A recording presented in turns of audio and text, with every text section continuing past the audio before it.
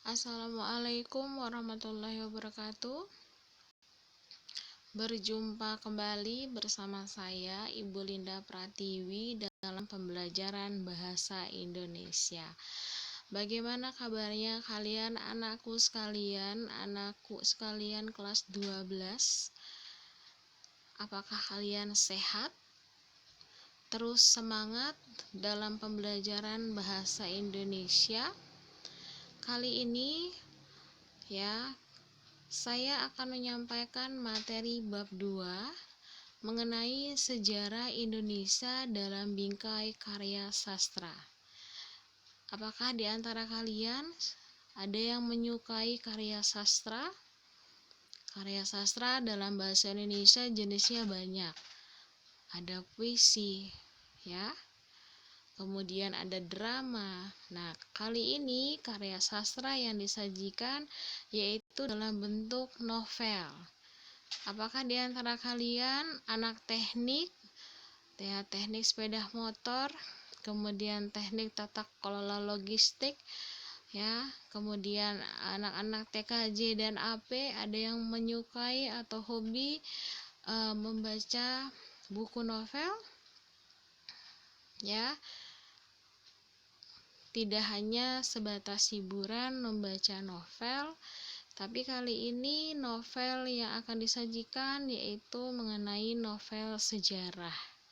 Sudah pernah dengar atau sudah pernah membaca novel sejarah? Seperti apa contohnya? Baik, kita kupas kali ini di pembelajaran bab 2 mengenai sejarah Indonesia dalam bingkai karya sastra. Adapun kompetensi yang harus kalian capai yang akan kalian bahas mengenai kalian diminta untuk mengidentifikasi informasi yang mencakup orientasi, rangkaian kejadian yang saling berkaitan, komplikasi dan resolusi dalam cerita sejarah baik lisan ataupun tulisan.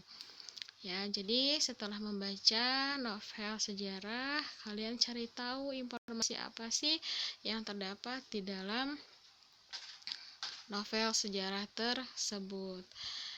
Apakah rangkaian kejadiannya saling berkaitan? Konflik apa saja yang muncul dalam novel tersebut? Dan kedepannya seperti apa novel sejarah tersebut. Kemudian mengkonstruksi nilai-nilai dari informasi cerita sejarah dalam sebuah teks eksplanasi. Nah, kita kupas satu-satu biar kalian paham dan lebih mencintai karya sastra. Tujuan, belum tujuan ya. Nah, tadi kan secara umum ya. Nah, kita persempit lagi materi pembelajarannya. Di sini nanti kalian akan belajar memahami teks cerita sejarah tersebut itu apa, kemudian informasi dan unsur-unsur pembangun teks cerita sejarah tersebut, nilai-nilai dalam teks cerita sejarah, ciri kebahasaan teks sejarah tersebut, dan penyusunan teks cerita sejarah. Wow, ada 5 poin di sini. Baik. Tak kenal maka tak sayang. Mari kenalan dulu anak-anakku sekalian kelas 12 anak teknik. Kenalan biar kalian makin jatuh cinta dengan novel sejarah.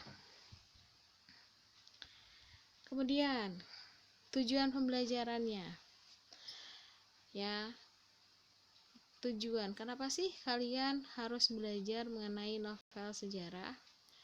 Nah, novel sejarah ini kalau setelah kalian pelajari, kalian diharapkan mampu mengidentifikasi informasi apa saja yang terdapat dalam teks tersebut, novel sejarah khususnya, yang orientasinya, rangkaian kejadiannya, resolusinya dalam cerita sejarah baik secara lisan ataupun secara tulisan. Kemudian kalian bisa mengkonstruksi nilai-nilai dari informasi cerita sejarah dalam sebuah teks eksplanasi. Ada yang masih ingat teks eksplanasi pada pembelajaran tingkat sebelumnya? Alhamdulillah, masih ingat ya anak-anakku sekalian? Terima kasih. Next, baik. Kita kerucutkan lagi pemahaman teks cerita sejarah.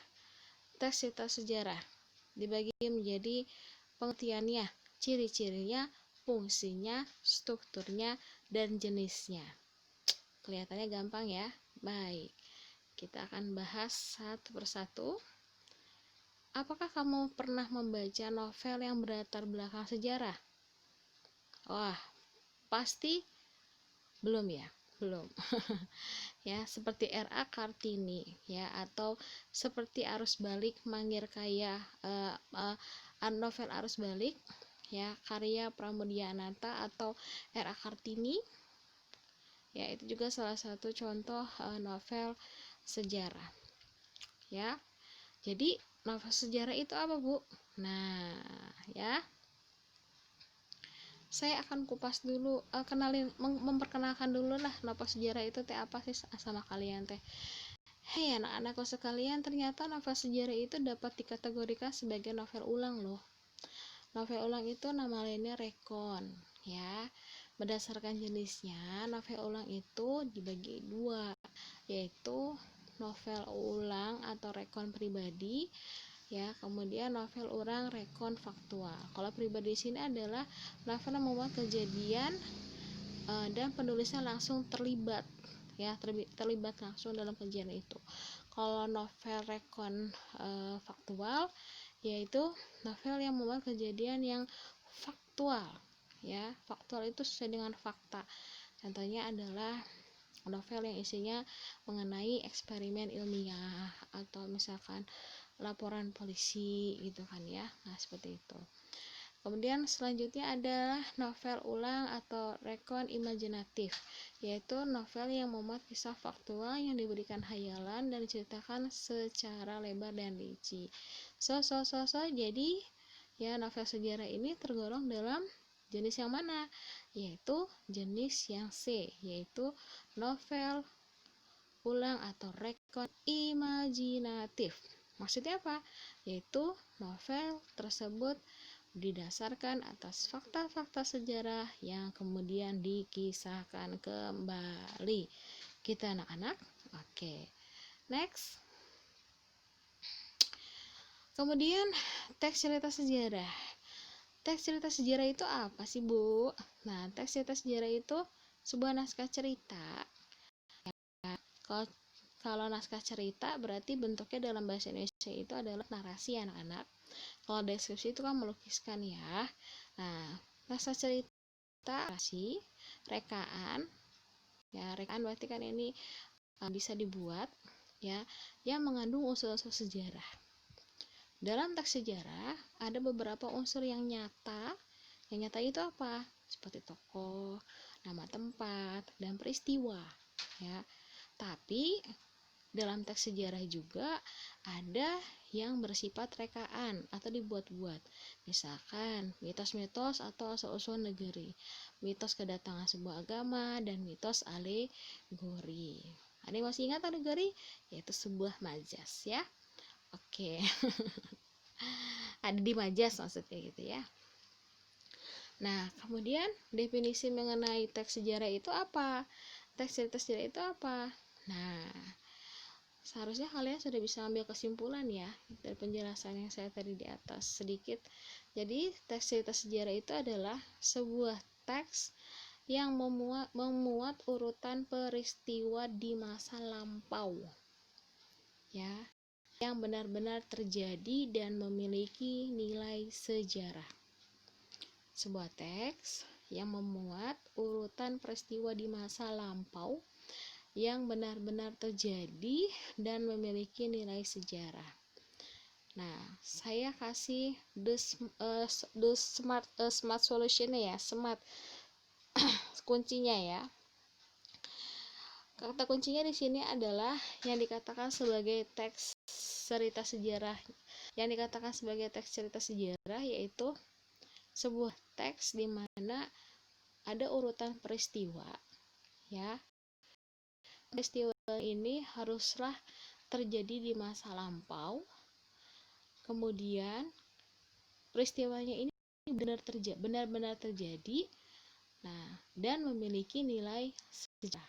Sekali lagi ya, dikatakan teks cerita sejarah itu ya jika sebuah peristiwa ya kemudian terjadi di masa lampau, peristiwa tersebut benar-benar terjadi dan memiliki nilai sejarah. Oke. Next. Kita coba lagi. Ada yang masih bingung? Saya kasih cirinya. Ciri-cirinya 1. Disajikan secara kronologis. Ya. Yang kedua, menampilkan latar masa lalu. Ya. Masa lalu biarlah berlalu. Kemudian isinya itu berupa fakta ataupun fiksi tadi ya, di 2 jenis ya. Kalau teks cerita sejarah tadi ya bisa berupa fakta, nama tokohnya, nama tempatnya gitu. Fiksi ya atau rekaan seperti kejadian-kejadian, mitos-mitosnya boleh ditambahkan membutuhkan banyak sekali konjungsi temporal. Nah, kita akan bahas konjungsi temporal. Konjungsi itu apa? Yaitu kata penghubung. Nah, kita lebih ringkas lagi ada di slide selanjutnya. Oke. Saya akan menjelaskan kembali ciri-ciri teks sejarah tersebut.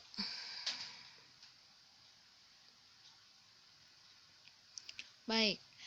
Apa yang dikatakan sebagai kronologis? Kronologis itu maksudnya adalah disajikan sebuah peristiwa yang memuat kejadian ya, disajikan sebuah peristiwa yang memuat kejadian sebelum peristiwa itu terjadi dan setelah peristiwa itu terjadi. Ya, jadi penyajiannya peristiwa tersebut sebelum peristiwa tersebut terjadi dan setelah peristiwa tersebut jadi terperinci. Yang kedua, adanya konjungsi temporal. Tempo berarti waktu. Apa saja yang termasuk konjungsi temporal? Saat, pada, ketika, dan sebagainya. Jadi di dalam sebuah novel sejarah banyak sekali kata penghubung temporal, yaitu contohnya seperti saat, pada, ketika, dan teks tersebut. Kemudian isi dari novel sejarah tersebut bersifat fakta, ya. Nah, data yang disampaikan itu ya data yang sebenarnya. Nah, ingin mengetahui kalimat fakta itu seperti apa? Nah, kita menggunakan sistem 5W1H atau adik Simba, ya. Ada yang pernah dengar 5W1H? What, where, when, ya, how. Atau dalam bahasa Indonesia adik Simba. A-nya apa? D-nya di mana? Kenapa? S-nya siapa? Dan B adalah bagaimana. Adik Simba. A-nya apa? D-nya di mana? K-nya kenapa? C-nya siapa? Dan B-nya adalah bagaimana. Oke. Oke, itu ciri yang ketiga. Selanjutnya, struktur teks cerita sejarah. Strukturnya terdiri, jadi dalam sebuah teks cerita sejarah itu tersusun ya dengan baik, di mana terdiri dari abstrak, orientasi, komplikasi, resolusi, dan kode. Dan ketinggalan satu. Nomor 4-nya itu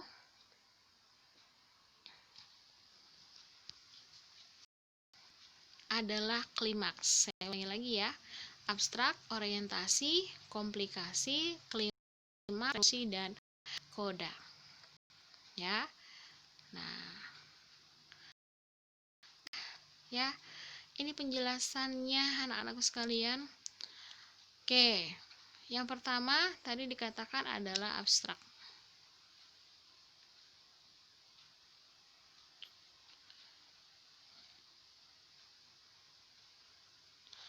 Oke, yang pertama adalah bagaimana situasi cerita ya.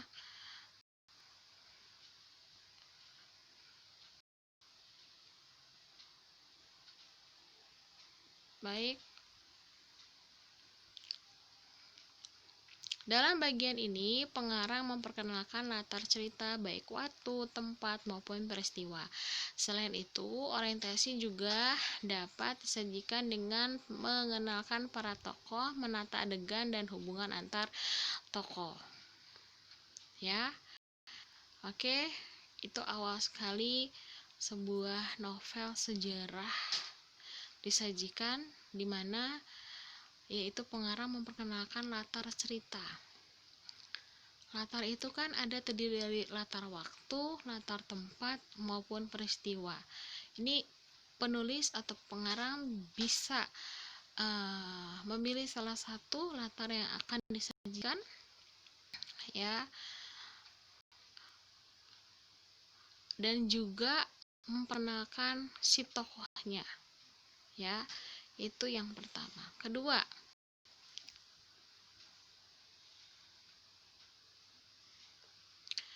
pengungkapan peristiwa. Dalam bagian ini disajikan peristiwa awal yang menimbulkan berbagai masalah, pertentangan, atau kesukaran-kesukaran bagi para tokohnya. Kemudian adanya konflik. Terjadi peningkatan perhatian, kegembiraan, kehebohan, atau keterlibatan berbagai situasi yang menyebabkan bertambahnya kesukaran tokoh. 4. Puncak konflik. Bagian ini disebut pula sebagai klimaks. Inilah bagian cerita yang paling besar dan mendebarkan. Pada bagian ini ditentukan perubahan nasib beberapa tokohnya. Misalkan apakah dia kemudian berhasil menyelesaikan masalahnya ataukah dia gagal. Ya. Nah, ini adalah klimaks. Nomor 5, penyelesaian. Ya. Yang keenam ini adalah koda. Kodanya adalah komentar terhadap isi keseluruhan cerita. Ya, yang posisinya adalah sebagai penutup. Pada dasarnya anak-anakku sekalian, novel sejarah ini dalam sebuah karya sastra, novel cerpen gitu kan ya, dalam penulisan atau pembuatan yaitu strukturnya secara sederhana ya. Ini juga mungkin di SMP juga pernah dibahas, yaitu diawali dengan pengenalan tokoh, kemudian munculnya masalah mencapai titik klimaks, kemudian penyelesaian ya, kemudian masalah menurun, kemudian baru penyelesaian dari sebuah masalah. Jadi intinya seperti itu sih, cuman ini lebih luas lagi dan lebih jabarkan lagi gitu ya. Oke. Nah, saya ada sedikit minta kalian untuk latihan ya anak-anak ya. Latihannya gampang kok. Kalian cari novel sejarah, judulnya Kemelut di Majapahit karya S.A. Mintarja. Sebetulnya novel sejarah ini ada di buku paket bahasa Indonesia ya. Kalau kalian mau mencari ya, atau ke yang lain di Google juga cari saja Kemelut di Majapahit karya S.A. Mintarja. Ibu minta kalian mencatat informasi penting, fakta-fakta sejarah ataupun imajinasi yang ditulis oleh pengarang pada novel tersebut gitu ya. Kemudian yang kedua, ceritakan kembali dong setelah kalian baca ya. Setelah kalian baca, kemudian kalian ceritakan kembali secara tertulis ya. Secara tertulis apa secara lisan maunya ya. Nanti kita bisa diskusikan di grup novel sejarah Si Kemelut di Majapahit tersebut. Begitu ya anak-anak ya. Stay safe ya, tetap semangat. Saya sangat menghargai usaha kalian ya, yang mau terus tetap semangat dan belajar secara virtual, secara BDR ya. Oke, baik, tidak panjang lebar lagi, saya tutup, saya akhiri. Wassalamualaikum warahmatullahi wabarakatuh.